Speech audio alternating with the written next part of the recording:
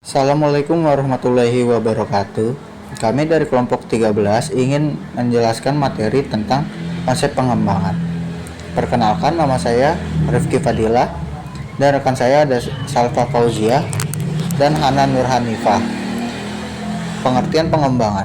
Pengembangan merupakan suatu proses yang dilakukan secara terencana dan berkelanjutan untuk mencapai kemajuan dalam berbagai aspek kehidupan, baik dalam skala individu, organisasi, maupun masyarakat.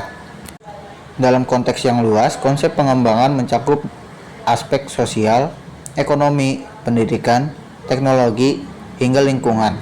Setiap bidang memiliki pendekatan dan strategi pengembangan yang berbeda-beda sesuai dengan kebutuhan dan tujuannya.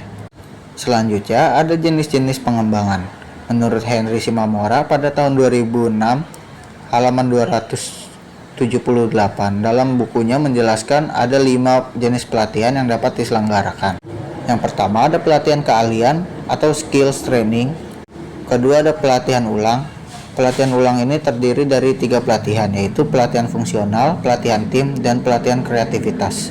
Selanjutnya ada tahapan proses pengembangan. Yang pertama penilaian kebutuhan pengembangan. Yang kedua ada prinsip-prinsip pengembangan.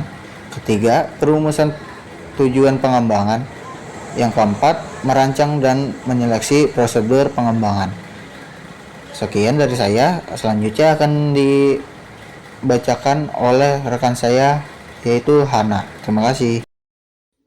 Halo, perkenalkan nama saya Hana Nurhanifah. Di sini saya akan meneruskan materi yang dibacakan oleh Rifki. Dalam tahapan ini, menurut GOMS 2003 halaman 204, terdapat paling kurang 3 tahapan utama dalam pelatihan dan pengembangan, yaitu yang pertama, penentuan kebutuhan pelatihan atau assessing training needs. Yang kedua, merancang program pelatihan atau designing training program.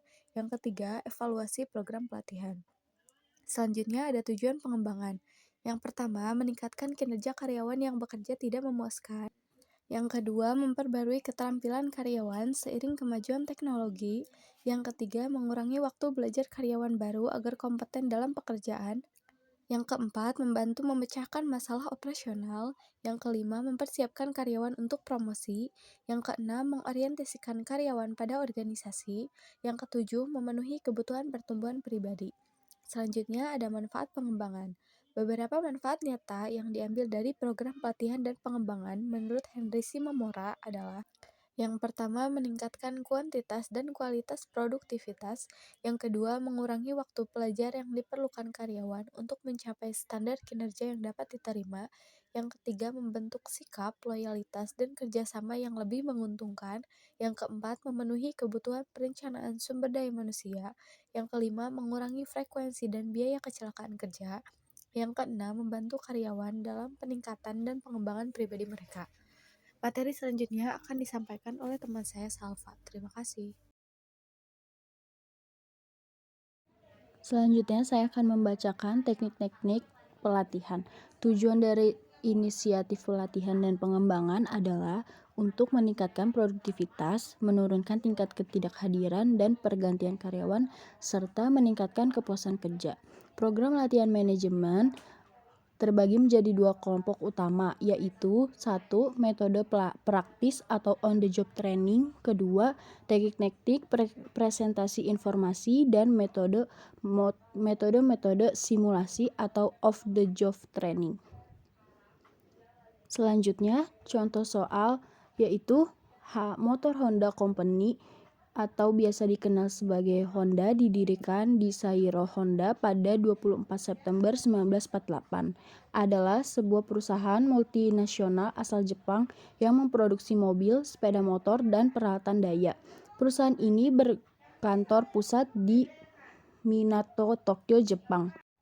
Selanjutnya saya akan membacakan contoh soal yaitu Honda Motor Company atau biasa dikenal sebagai Honda didirikan di Sairo Honda pada 24 September 1948 adalah sebuah perusahaan multinasional asal Jepang yang memproduksi mobil, sepeda motor, dan peralatan daya. Perusahaan ini berkantor pusat di Minato, Tokyo, Jepang.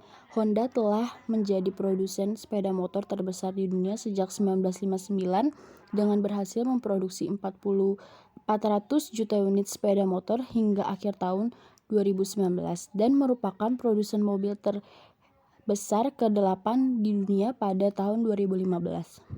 Suplai dan demand SDM di PT Honda. Sebagai perusahaan global, PT Honda menghadapi tantangan dinamis dalam memenuhi kebutuhan SDM. Pertama yaitu ketersediaan tenaga kerja atau suplai SDM yang dipengaruhi oleh faktor-faktor berikut, yaitu ketersediaan talenta lokal dan global, kolaborasi dengan institusi pendidikan dan institusi pelatihan atau kemitraan. Kedua, diversifikasi SDM, partisipasi perempuan dan kelompok minoritas atau disabilitas dalam organisasi.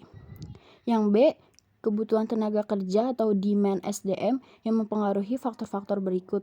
Pertama yaitu kebutuhan tenaga ahli teknologi baru, bekerja sama dengan institusi pendidikan dan lembaga vokasi. A. Festivasi vokasi satu hati. B. Binaan terhadap SMK TBSM atau Teknik Bisnis Sepeda Motor. C. Teaching Factory atau TFA. D. Tempat uji kompetensi atau TUK. Kedua yaitu kebutuhan tenaga kerja, pemasaran atau marketing. Ketiga, pengembangan kompetensi. Selanjutnya kesimpulan. Konsep pengembangan merupakan proses terencana yang bertujuan untuk meningkatkan kemampuan, keterampilan, kualitas individu maupun organisasi dalam menghadapi tantangan yang terus berubah. Pengembangan tidak hanya mencangkup aspek teknis melalui pelatihan, tetapi juga aspek strategis untuk menyiapkan sumber daya manusia menghadapi peran di masa depan. Terdapat jenis pelatihan dan pengembangan seperti pelatihan keahlian, pelatihan ulang, lintas fungsi, pelatihan tim, hingga pelatihan kreativitas yang masing-masing disesuaikan dengan kebutuhan organisasi. Proses pengembangan dilakukan melalui tahapan penilaian kebutuhan, perumusan masalah tujuan, perancangan metode pelatihan, serta evaluasi program untuk memastikan efektivitas.